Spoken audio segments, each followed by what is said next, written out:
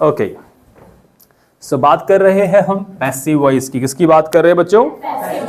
As I said, passive voice की जानकारी के लिए, पैसिव वॉइस के सेंटेंस बनाने के लिए हमें पता होना चाहिए कि सेंटेंस में सब्जेक्ट क्या होता है, ऑब्जेक्ट क्या होता है और एक्शन क्या होती हैं। ये तीन चीजें अगर हमें नहीं पता होंगी तो हम नहीं सीख पाएंगे पैसिव वॉइस। सो हम अभी तक जितने भी टॉपिक्स हमने करे हैं, चाहे वो हमारे कंडीशनल सेंटेंस रहे हो, do, does, want, can, could, whatever we have learned, everything was active voice. सारे जो हमने फॉर्मेशन सीखी अभी तक वो एक्टिव थे। यानी एक्टिव वो सेंटेंसेस होते हैं बच्चों जिसमें हम इंपॉर्टेंस देते हैं किसको?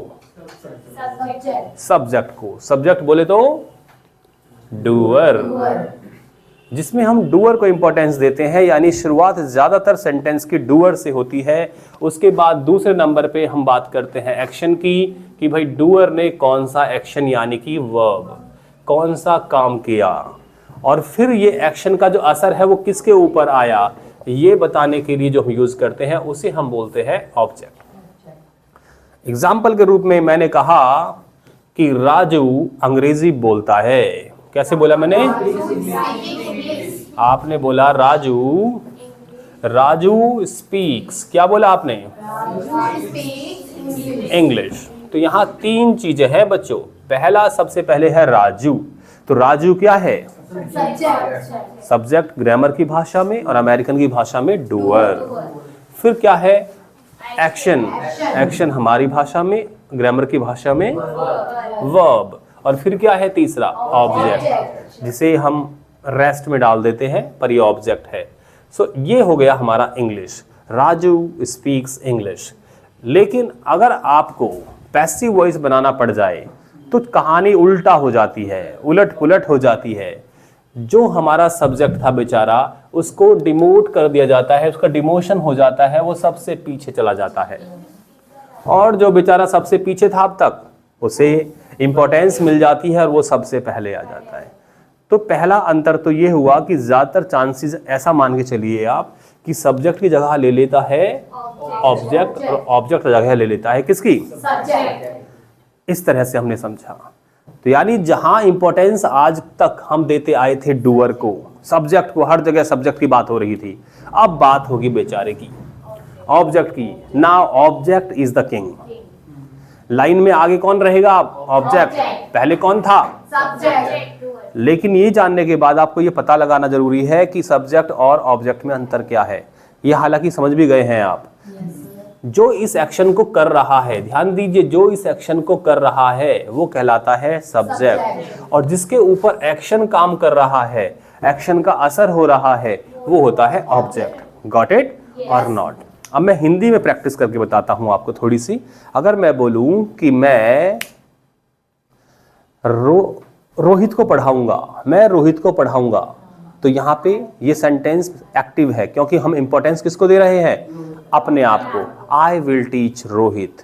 लेकिन अगर ये सेंटेंस ऐसे बोल दिया जाए कि आज रोहित को पढ़ाया जाएगा, तो अब इस सेंटेंस को ध्यान से देखो, सेंटेंस को ध्यान से देखिए। रोहित को पढ़ाया जाएगा, तो क्या इस सेंटेंस में पढ़ाने वाले का नाम आया? यानी एक्शन तो आया पढ़ाना, और जिसको पढ़ाया जाएगा उसका नाम भी आया। तो यार रोहित क्या बना हुआ है? ऑब्जेक्ट बना हुआ है। तो सब्जेक्ट तो है ही नहीं सेंटेंस में। तो भले ही सेंटेंस में सब्जेक्ट हो या ना हो, तो भी हमारा सेंटेंस बन सकता है, लेकिन वो बनेगा पैसिव में। और हमारा ऑब्जेक्ट हो या ना हो, तो भी सेंटेंस बन सकता है, वो बनेगा एक्टिव में। तो जब बिना सब्जेक्ट के सेंटेंस बनते हैं वो जनरली पैसिव होते हैं, और जो ऑब्जेक्ट के बिना बनते हैं वो नहीं, ऑब्जेक्ट हो भी सकता है और नहीं भी, तो वो होते हैं हमारे एक्टिव वॉइस। तो एक्टिव और पैसिव को आपने समझ लिया है कि एक्टिव वो है जिसमें सब्जेक्ट एक्टिव है, जिसमें सब्जेक्ट को वैल्यू दी जा रही है, इंपॉर्टेंस दी जा रही है। पैसिव वो है जिसमें ऑब्जेक्ट को वैल्यू यानी कि इंपॉर्टेंस दी जा रही है। अब सबसे पहला फॉर्मेट हमारा एक्टिव पैसिव में आता है इज एम आर वाला, क्योंकि जब हमने एक्टिव वॉइस की शुरुआत करी थी, I taught you is am are. और इज एम आर का यूज कब करते हैं? जब कोई काम चल रहा है, जब डूअर किसी काम को लगातार कर रहा है और अभी वो काम पूरा नहीं हुआ है, तो इसके लिए हम यूज करते हैं किसका? इज एम आर का और एक्शन की कौन सी फॉर्म लगा देते हैं? फर्स्ट फॉर्म में आईएनजी, जिसे हम फोर्थ फॉर्म भी बोल देते हैं। Got it? तो ये फॉर्मेट हमने सीखा। अब इस फॉर्मेट को हम कन्वर्ट करने वाले हैं आज पैसिव में। किस में करने वाले हैं? वैसे एक्टिव पैसिव की तरह लोग भी एक्टिव पैसिव होते हैं, बताया आपको। इंसान भी एक्टिव पैसिव होते हैं। अगर आप सही समय पर सही काम करने वाले व्यक्ति हैं तो आप एक्टिव इंसान हैं, पर अगर आप सही समय पर सही काम नहीं करते तो आप पैसिव इंसान हैं। अगर आप सही समय पर अंग्रेजी सीख रहे हैं तो आप एक्टिव है, लेकिन आप बुढ़ापे में जाकर सीखोगे तो आप पैसिव है। ठीक है, चलिए। ऐसे स्मोकिंग दो तरह की होती है हमारी। अगर आपने सिगरेट पी रहे हैं आप, तो आप एक्टिव स्मोकिंग कर रहे हैं, लेकिन आपके साथ में कोई बैठा हुआ व्यक्ति है वो स्मोकिंग नहीं कर रहा, लेकिन जब आप इनहेल एक्सेल कर रहे हो तो वो जो आपके अंदर से जो पॉल्यूशन निकल रहा है आपके मुंह से, वो भी हवा में ऐसे फ्लोट होके उसके पास जा रहा है और वो भी कंज्यूम कर रहा है। तो वो इनडायरेक्टली क्या कर रहा है? स्मोकिंग कर रहा है। और आप डायरेक्ट कर रहे हो, तो डायरेक्ट हो गई एक्टिव और इनडायरेक्ट वाली हो गई पैसिव। तो आप कौन सी स्मोकिंग पसंद करते हैं, डायरेक्ट या इनडायरेक्ट? इनडायरेक्ट हम सारे लोग कर रहे हैं। दिल्ली वाले तो भर भर के इनडायरेक्ट, हाँ, इनडायरेक्ट स्मोकिंग कर रहे हैं।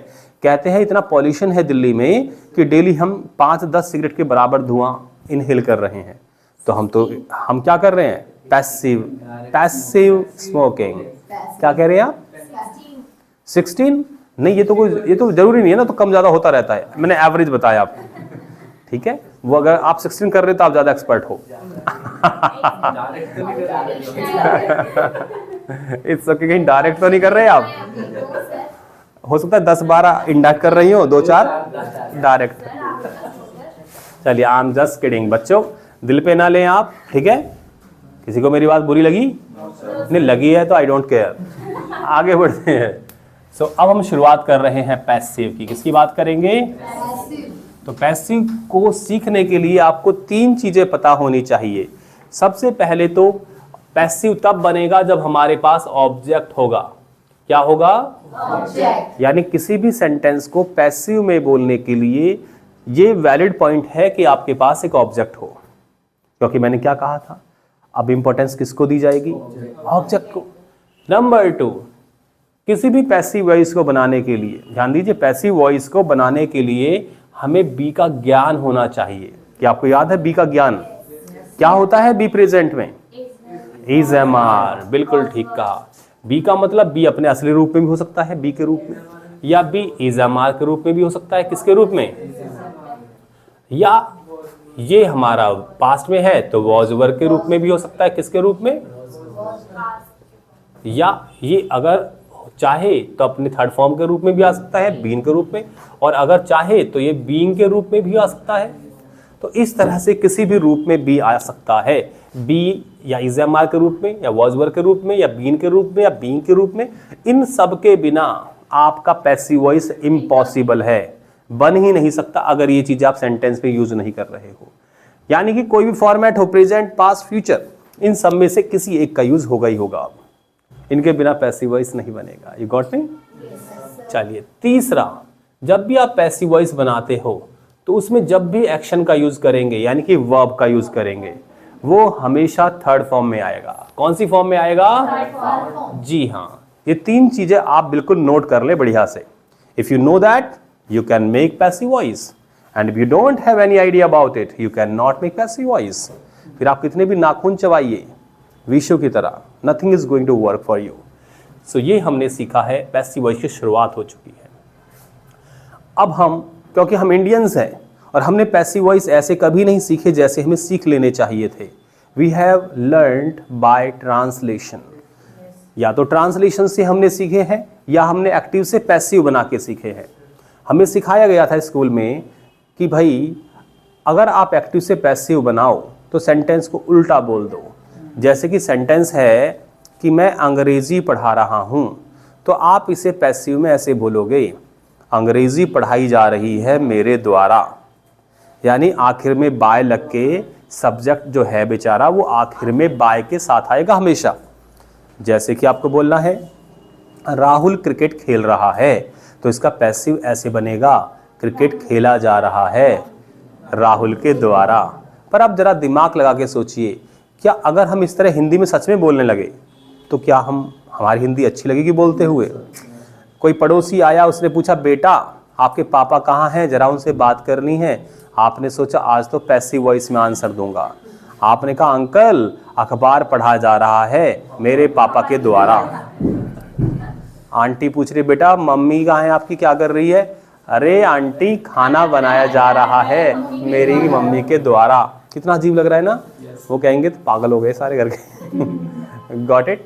तो my point is that actually passive voice active से नहीं बनाया जाता, बट क्योंकि हमारी स्टार्टिंग ही ऐसे हुई है, हमारा fundamental I would say foundation ही ऐसा था कि हमने एक्टिव बनाया फिर उसका पैसिव बनाया। तो ऐसी ही थोड़ी प्रैक्टिस कराऊंगा मैं, थोड़ी बहुत आपको हल्की फुल्की, ताकि आपको चीज़ें याद हो जाए, यू कैन रिकॉल इट। उसके बाद मैं आपको सेंस के हिसाब सिखाऊंगा पैसिव वॉइस, ठीक है? टेक्निकली तो पैसिव वॉइस बनता ही तब है जब ना तो हमारे पास सब्जेक्ट हो या हमें सब्जेक्ट लगाना ना हो। कब बनता है? पैसिव वॉइस एक्चुअली सेंस के हिसाब से तब बनाया जाता है जब या तो हमें सब्जेक्ट की जानकारी नहीं है या हम जानबूझ के सब्जेक्ट को लगाना नहीं चाहते, तब पैसिव वॉइस बनना चाहिए। पर ग्रामर कहती है नहीं भाई साहब, पैसिव में बस बाद में लगा दो बेचारे को। किसको? सब्जेक्ट को। तो थोड़े एग्जांपल लेते हैं मिज़मार वाले। इधर मैं एक्टिव सेंटेंस बनाऊंगा। कौन से बनाऊंगा बच्चों? जो हम ऑलरेडी सीख चुके हैं। और इधर मैं बनाऊंगा पैसिव। क्या बनाऊंगा बच्चों? पैसिव। चलो शुरू करते हैं फटाफट से। तो सबसे पहले जब हमने इज़मार वाला फॉर्मेट एक्टिव वॉइस में सीखा था, तो हमने सीखा था सबसे पहले डूअर आता है। कौन आता है बच्चों? उसके बाद या तो इज आएगा, या तो एम आएगा, और या तो आर आएगा। और उसके बाद वर्ब का मतलब एक्शन में आईएनजी। और उसके बाद अगर ऑब्जेक्ट है बेचारा तो लगा दो, ठीक है? इतनी कम इज्जत दी थी हमने ऑब्जेक्ट को। ये सेंटेंस बनाने का तरीका है एक्टिव। लेकिन जब मैं पैसिव बनाऊंगा तो पैसिव के फॉर्मेट को अच्छे से देख लो। जो बेचारे यहाँ भी इसको वैल्यू ही नहीं दी जा रही, वही सबसे पहले आएगा। सबसे पहले ऑब्जेक्ट आएगा। सबसे पहले क्या आएगा? लेकिन वो आएगा सब्जेक्टिव केस में। आप कहेंगे ये कौन सा केस कर दिया आपने हमारे ऊपर? अरे भाई सब्जेक्टिव केस का मतलब ये है कि अगर ऑब्जेक्ट में लिखा हुआ था हिम, तो हिम से नहीं बना दोगे सेंटेंस को, हिम ही बोल दो सेंटेंस शुरुआत में, उसे सब्जेक्ट बनाना पड़ेगा। और हिम को अगर हम सब्जेक्ट बनाएंगे तो वो ही हो जाएगा। अगर यहाँ पे लास्ट में लिखा है, यहाँ पे लिखा है हर, और उसे हमें यहाँ सबसे आगे लगाना है, ऑब्जेक्ट को सबसे आगे लाना है हर को, तो वो शी बन के आएगी। ये नहीं कि हर ही लिख दोगे आप। गॉट इट और नॉट? चलिए, तो ऑब्जेक्ट हमारा सबसे पहले आएगा। इज़मार वही रहेगा जहां पे पहले था। लेकिन मैंने कहा बी जरूर आता है हर सेंटेंस में, तो यहाँ पे बी अपने असली रूप में आया हुआ है। किसने? असली रूप में बी है, बी के रूप में ही आया हुआ है। लेकिन क्योंकि इज़मार के बाद आया है इसीलिए इसमें आईएनजी लगा देंगे। क्या लगा देंगे? और एक्शन की हमेशा कौन सी फॉर्म लगती है? जो हमारी मेन एक्शन होगी उसकी थर्ड फॉर्म लगेगी। ये हो गया हमारा पूरा फॉर्मेट। लेकिन बेचारी ग्रामर कहती है, इंडियन ग्रामर खासतौर से, कि इसे कहाँ ले जाओगे? डूअर को तो लगाओ बेचारे को कहीं, तो फिर इसे बाद में लगा दो बाय लगा के। क्या लगा के? और बाय के बाद फिर डूअर का नाम लिख दो। Got it? ये हमारा फॉर्मेट बन गया पैसिव बनाने का। तो पहले हम थोड़े ग्रामर के हिसाब से ही सेंटेंस बनाने की कोशिश करेंगे। मैं एक्टिव बनाऊंगा, आप पैसिव बना देना। एक्टिव कौन बनाएगा? मैं। पैसिव कौन बनाएगा? Very nice. तो शुरू करें? चलिए करते हैं जल्दी से। बोल दीजिए, Ramu is watering the plants। Active है कि पैसिव है? ये एक्टिव है कि पैसिव है? आपने कैसे पहचाना? क्योंकि ये एक्टिव के नीचे लिखा है। नहीं, आपने इसलिए पहचाना क्योंकि यहाँ इंपॉर्टेंस किसको दी जा रही है? जब जब काम करने वाले व्यक्ति को इंपॉर्टेंस दी जाएगी, सबसे आगे लाया जाएगा, समझ जाओ कि वो कौन है? एक्टिव है। तो इंपॉर्टेंस किसको दी जा रही है? रामू को। और सबसे कम इंपॉर्टेंस किसको दी जा रही है? अब ये हो गया Ramu is watering the plants. अब यहाँ पे हम मान लीजिए हमें पता ही नहीं है, हमें मालूम ही नहीं है कि पौधों को पानी कौन दे रहा है, पर हमें एक बात पता है कि पौधों को पानी दिया जा रहा है। ये पता है हमें कि भाई देखो, आपने सुना है, आपने देखा है दूर से कि पानी कोई डाल रहा है, पर जानते नहीं आप उस इंसान को, तो आपको ये तो नहीं पता पानी कौन दे रहा है, पर आपको ये पता है कि पानी दिया जा रहा है। तो पहले हमारा फोकस किस पे इंपॉर्टेंस देना होगा? किसको? प्लांट्स को। सबसे आगे ले आइए किसको? बोलिए द द प्लांट्स आर के बाद बीइंग के बाद वाटर की थर्ड फॉर्म क्या है? वाटर पानी को बोलते, पानी देने को बोलते हैं, तो थर्ड फॉर्म क्या है? वाटर्ड। मिलके बोलिए, the plants are being watered. तो एक्चुअली में तो मेरा सेंटेंस पूरा हो चुका है सेंस वाइज कि पौधों को पानी दिया जा रहा है, पर हमें ग्रामर का साथ थोड़ी छोड़ना है, हमें बाय भी तो लगाना है, थोड़ी इज्जत देनी है, बाय रामू। अब ये सेंटेंस हमारा पूरा हुआ, ये बन गया passive voice. Got my point? चलिए एक सेंटेंस और लिखिए मत, पहले एक सेंटेंस, 2-3 सेंटेंस और बनाइए, क्लियर हो जाएगा। बोल दीजिए, मोनू अपने भाई को पीट रहा है। Monu is beating. चलो भाई को क्यों पिटवाएंगे, हम पिटवा देते हैं किसको? चलो भाई को पिटवाते हैं। मोनू इज बीटिंग, नहीं फ्रेंड्स को पिटवाते, फ्रेंड्स को। Monu is beating his friends. एक फ्रेंड्स नहीं, 2-3 फ्रेंड्स है, उनको पीट रहा है, क्योंकि मोनू जो है वो साउथ मूवी का हीरो है, वो 3-4 लोगों को इकट्ठा पीट सकता है। तो Monu is beating his friends. आप बनाइए, अब ये सेंटेंस कैसे बनेगा? अब ऑब्जेक्ट क्या है? अब हिज फ्रेंड्स, अब सेंटेंस हिज फ्रेंड्स से बनाएंगे तो सेंटेंस में क्लैरिटी नहीं आएगी, ठीक है? तो हम हिज फ्रेंड्स को बोलेंगे मोनू के फ्रेंड्स। किसके बोलेंगे? मोनू के फ्रेंड्स। हाँ, तो बोलिए मोनूज फ्रेंड्स। ज्यादा लोग हो गए, अब इज नहीं आएगा, अब क्या आएगा? Are. Monu's friends are beaten by Monu. Him लगा दो या मोनू लगा दो, हिम लगाएंगे तो क्लियरिटी थोड़ी कम रहेगी, मोनू से क्लियर हो गया। Monu's friends are being beaten by Monu. Monu बड़ा खतरनाक इंसान निकला। चलिए एक सेंटेंस और लेते हैं, बोल देते हैं, my mom is scolding me. My mom is scolding me. Scold करने वाला कौन? My mom. माय मॉम, तो इंपॉर्टेंस किसको दी जा रही है? My mom. लेकिन हम अब ये बात नहीं कर रहे, अब मैं ये बात नहीं कर रहा कि मुझे कौन पीट रहा है, बस मुझे इतना पता है कि मुझे पीटा जा रहा है, ठीक है? तो कैसे बोलूंगा? मी को सबसे आगे ले आएंगे तो मी क्या बन जाएगा? आई। बोलिए, आई एम बीइंग, अरे ये तो पीटन नहीं, डांटने की बात हो रही थी। I am being scolded by my. बहुत अच्छे, गॉट इट? तो हमने एक्टिव से पैसिव बनाया, बड़ा आसान लग रहा है। तो ये वो एक्टिव से पैसिव है फॉर्मेट जो ग्रामर के हिसाब से हम कर रहे हैं। अब हम आगे बढ़ेंगे, लेकिन आगे बढ़ने से पहले हम ये समझेंगे, अगर ये सारे सेंटेंस नेगेटिव होते, ना वाले होते, तो क्या होता? बस इज एम आर के बाद हम नॉट लगा देते, जैसे यहां पे नॉट लगता है ऐसे यहां पे नॉट लग जाता। अगर ये सवाल होते, क्या होते? सवाल, तो यहाँ पे इज एम आर हमारा, बिल्कुल इज एम आर पहले आ जाता है कि नहीं? उसके बाद हमारा दूसरे नंबर पे क्या आता है? डूअर। अरे डूअर एक्टिव है, और उसके बाद एक्शनिंग, और उसके बाद ऑब्जेक्ट अगर है तो। ये फॉर्मेट है क्वेश्चन बनाने का। क्या बनाने का? क्वेश्चन। और अगर क्वेश्चन वर्ड लगा है यहाँ पे WH फैमिली, तो यहाँ पे लगा देना बच्चों, ठीक है? चलिए ऐसे ये होगा। इसमें क्या होगा? इज एम आर पहले आ जाएगा। क्या आ जाएगा पहले? Is am are. उसके बाद अब सब्जेक्ट नहीं आएगा, इसमें क्या आएगा? ऑब्जेक्ट। उसके बाद बीइंग, क्या आएगा? और उसके बाद एक्शन की कौन सी फॉर्म? Third form. उसके बाद अगर लगाना पड़ा तो बाय लगा के डूअर यानी कि सब्जेक्ट। इज इट क्लियर और नॉट?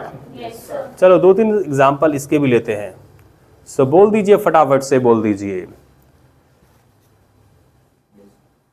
तुम उसे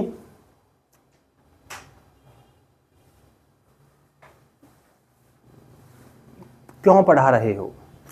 तुम उसे क्यों पढ़ा रहे हो? तो यहां पे why are you teaching, why are you teaching him. बहुत अच्छे। यहां मैं पूछ रहा हूं यू से, तुम उसे क्यों पढ़ा रहे हो, लेकिन मैं यहां पूछूंगा उसे पढ़ाया क्यों जा रहा है तुम्हारे द्वारा। बोलिए, बोलिए, कम ऑन।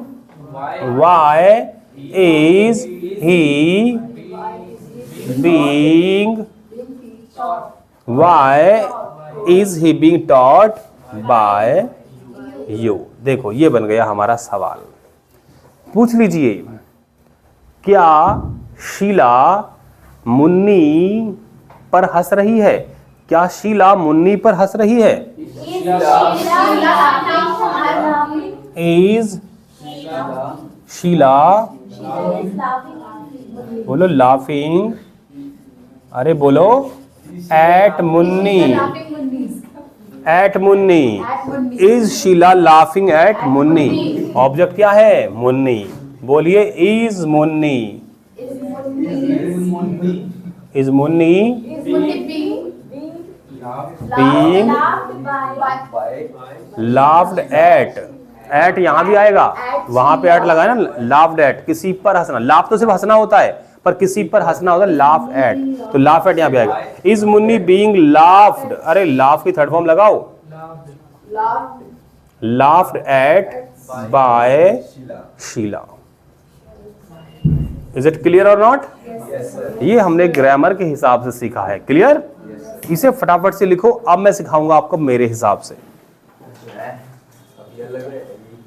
यहां तो हम बाय बाय लगा के बना रहे हैं सारे सेंटेंस, पर रियल में ऐसा थोड़ी होता है हर जगह बाय बाय लगाते रहें।